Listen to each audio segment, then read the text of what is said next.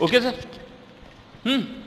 Hello बच्चों, आज हम लोग क्या करेंगे, गॉस लॉ के एप्लीकेशन के बारे में डिस्कस करेंगे। This is very important topic. एक क्वेश्चन पक्का हर साल आता है क्वेश्चन में। इस बार सीबीएसई ने 30% क्या किया, इसको रिमूव कर दिया है सिलेबस से। 3 एप्लीकेशन में से केवल 2 एप्लीकेशन पूछे जा रहे हैं। उसमें से ये पहला एप्लीकेशन आज हम डिस्कस करेंगे। फर्स्ट एप्लीकेशन ये है बेटा कि electric field due to infinitely charge uniform wire. तो यहां पे हम पहला पॉइंट लिखेंगे, इलेक्ट्रिक फील्ड आ रहा है sir, electric field due to infinitely long thin wire. ठीक है, इनफाइनाइटली लॉन्ग थीन वायर का मतलब ये होता है एक इनफाइनाइट लेंथ का वायर होगा जिसपे थीन वायर होता है, क्योंकि वहां पे इंडक्शन इफेक्ट को कम कर दिया जाता है। तो बेटा यहाँ पे हमने एक ऐसे ये वायर ले लेंगे, इसको डॉट करके दिखा देते हैं बिकॉज ये इनफाइनाइट लेंथ का है। तो यहाँ पे चार्ज का डिस्ट्रीब्यूशन होगा, चार्ज पर यूनिट लेंथ, जिसको बोलते हैं लीनियर चार्ज डेंसिटी। ठीक है, यहाँ पे भी इस टाइप से बना लेते हैं। अब इस चीज को समझने का तरीका समझो, जैसे तुम्हारे हाथ में जलती हुई एक ट्यूबलाइट हो, तो ट्यूबलाइट से रेज इन ऑल डायरेक्शन निकलेंगी परपेंडिकुलर टू द सरफेस। उसका मतलब होता है कि electric field lines emerging perpendicular to this surface. अब इसको क्लोज करने के लिए जो हमें गॉसियन सरफेस या काल्पनिक सरफेस की रिक्वायरमेंट होती है वो क्या होगा, सिलेंडर होगा। ओके, तो सिलेंडर हम लोग बनाएंगे उसे, यहाँ पे आर रेडियस का एक गॉसियन सिलेंडर हम लोग यहाँ पे ड्रॉ करेंगे इस टाइप से। This will be your Gaussian cylinder. Okay, अब बेटा ध्यान रखना, सबसे जो इंपॉर्टेंट पॉइंट है कि यहाँ पे 2 सरफेस है। तो यहाँ पे हमने ये पहले ऑलरेडी मान लिया कि इसका length L, length of the cylinder L है, radius of the cylinder will B small r। Okay, यहाँ पे ये प्लेन सरफेस होता है, जैसे आपका ये मार्कर है देखिए सिलेंड्रिकल शेप का है, तो यहाँ पे ये और ये दोनों प्लेन सरफेस होंगे, ये वाला कर्व सरफेस होगा। तो यहाँ पे एरिया वेक्टर जो होगा that will be perpendicular to the given surface. ठीक है, ऐसे होता है। इलेक्ट्रिक फील्ड अवे है, इलेक्ट्रिक फील्ड इधर अवे है, इस सरफेस के लिए भी एक very small surface area we will consider. area vector is taken perpendicular to the given surface, electric field like this given here. Theta will be 0 degree. This is the angle between electric field and area vector, right? तो parallel है तो उनके बीच का angle क्या हो जाएगा, 0।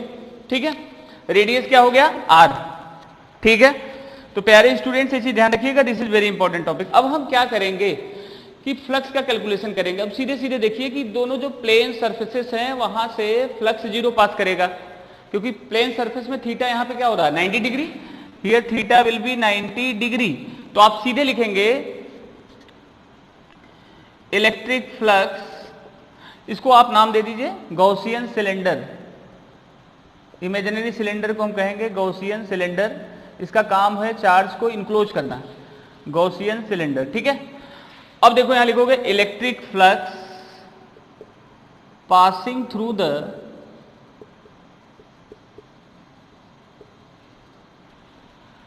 Gaussian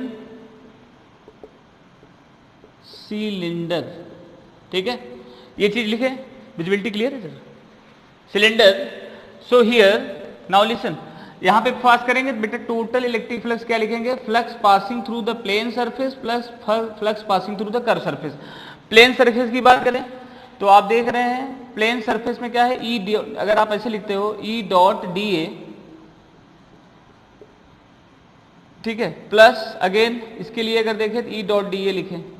अब ध्यान दीजिए कि यहाँ पे एंगल 90 डिग्री होता है, क्योंकि ई डी ए क्या हो जाएगा, cos of 90 degree plus E d A cos 0 degree.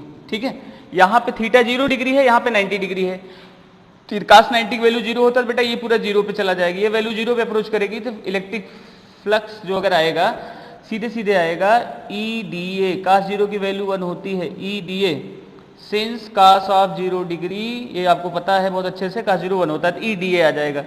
तो यहाँ पे टोटल फ्लक्स निकाल रहे हो, तो यहाँ पे ध्यान रखना कि ये छोटे से पोर्शन की वजह से इसको आप इंटीग्रेट कर दीजिए। यहाँ पे आप डी फाई ई लगा दीजिएगा, डी फाई मतलब होगा flux passing through very small surface area D A. अब इसके थ्रू हम टोटल निकालेंगे। ठीक है, तो ये चीज ध्यान रखिएगा। यहाँ तक पहले आप इसको अच्छे से नोट कर लीजिए।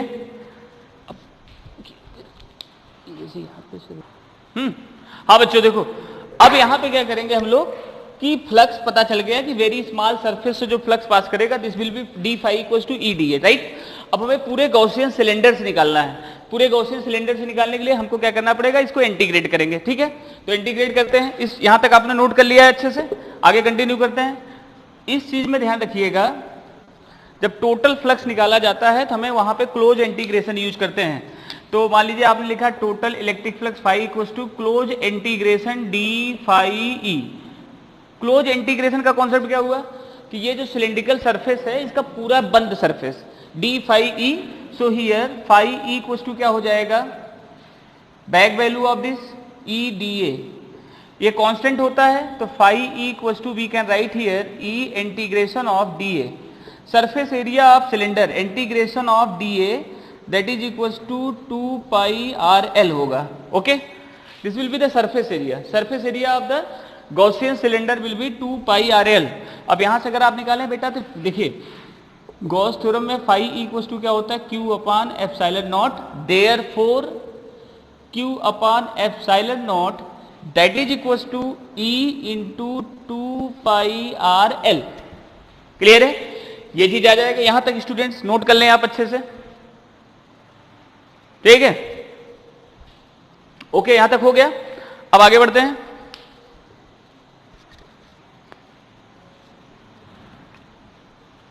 हमारा जो टारगेट है वो क्या निकालना है, इलेक्ट्रिक फील्ड निकालना है। So we can write here electric field E equals to q upon 2 pi epsilon naught r l. Already we know that lambda equals to होता है q by l, charge per unit length. चाहे आप यहां capital L लिखिए क्योंकि हमने यहां पे लेंथ एल माना है, so we will write here capital L. So finally you will get q by l, this is called lambda. Therefore electric field कितना आ जाएगा, lambda upon 2 pi epsilon naught r. ठीक है, this is the expression for electric field due to infinitely long wire, straight wire.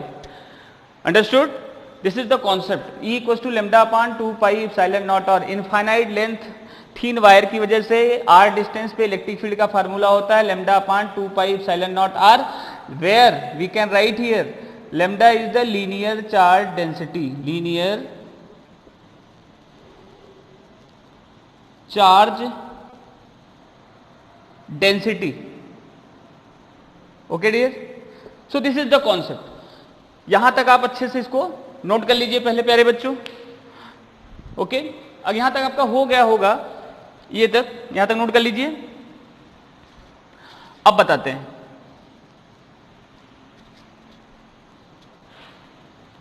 अब concept देखिए, this is very important. हमें पता है कि electric field inversely proportional 1/r होता है, तो इसका मतलब क्या होगा, इसका ग्राफ कैसा बनेगा, डिस्टेंस के रेस्पेक्ट में, डिस्टेंस बढ़ने से इलेक्ट्रिक फील्ड घट रहा है, this will be the graph, rectangular hyperbola. ये आपका ग्राफ होगा। ये बोर्ड एग्जाम में कई बार पूछा गया है, ये ध्यान रखिएगा प्यारे स्टूडेंट्स कि इलेक्ट्रिक फील्ड हमेशा डिस्टेंस के क्या होता है, इनवर्सली प्रोपोर्शनल होता है। अगर इनफाइनाइट लेंथ के वायर के बारे में पूछा जाए तो इसका ग्राफ यही होगा, इस टाइप से ग्राफ बनेगा, डिस्टेंस वर्सेस दिस।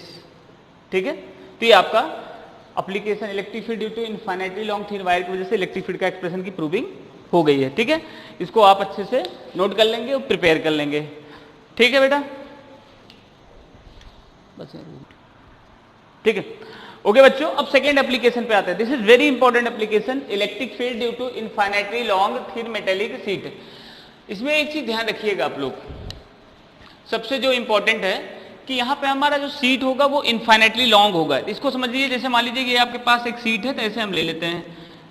ओके, अब इस सीट इनफाइनाइटली लॉन्ग है तो यहाँ पे थोड़ा सा डैश करके दिखा दीजिए कि इसका ये एक्सटेंशन आगे तक है। ओके, अब एरिया वाइज डिस्ट्रीब्यूशन होगा तो इसके एरिया पे मान लीजिए जो चार्ज का डिस्ट्रीब्यूशन है प्लस सिग्मा है, surface charge density plus sigma, this will B plus sigma.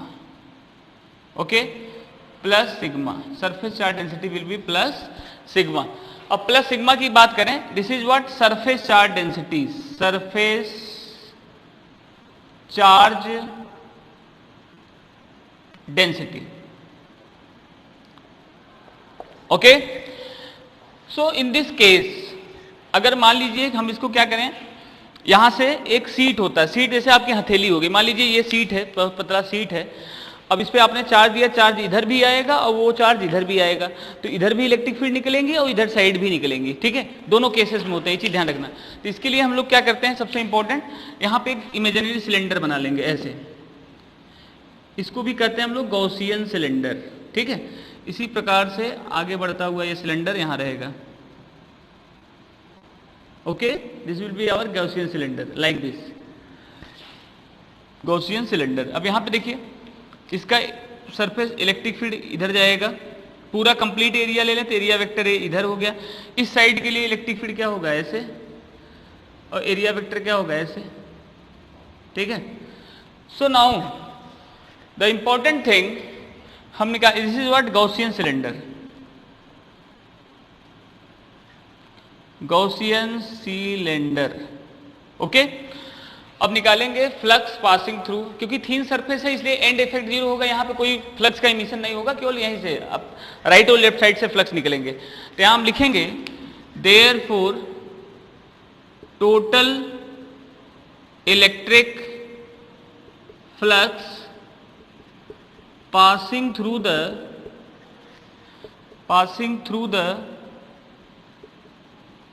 Gaussian cylinder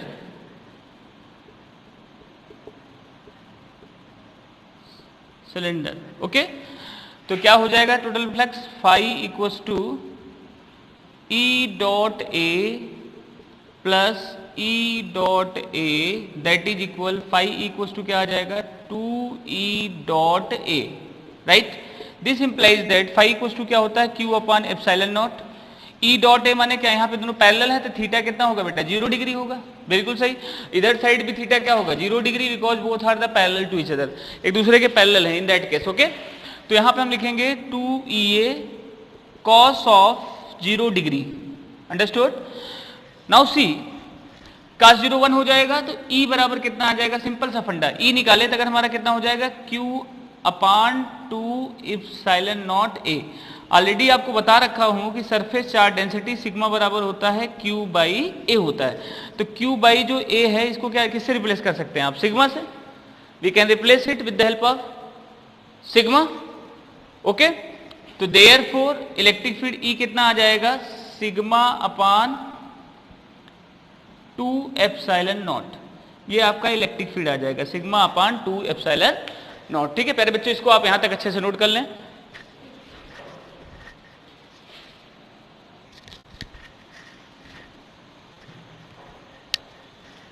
okay students, अब जो सबसे इंपॉर्टेंट पॉइंट होगा बेटा, इस केस में मान लीजिए कि अगर हमने लिखा, इसका वेक्टर फॉर्म लिख लेते हैं पहले, वेक्टर फॉर्म, दुनिया के जितने भी फील्ड होते हैं, electric field, gravitational fields, magnetic fields, all are vector quantity. तो बिल्कुल एरो लगा दीजिए, vector E equal sigma upon 2 epsilon naught, ठीक है। अब इसमें ये होता है कि इसका डायरेक्शन, क्योंकि ये स्केलर है तो यहाँ पे वेक्टर बनाने के लिए यहाँ पे एन कैप से मल्टीप्लाई करते हैं। एन कैप जो होता है सरफेस के जैसे यहाँ पे परपेंडिकुलर सरफेस, यूनिट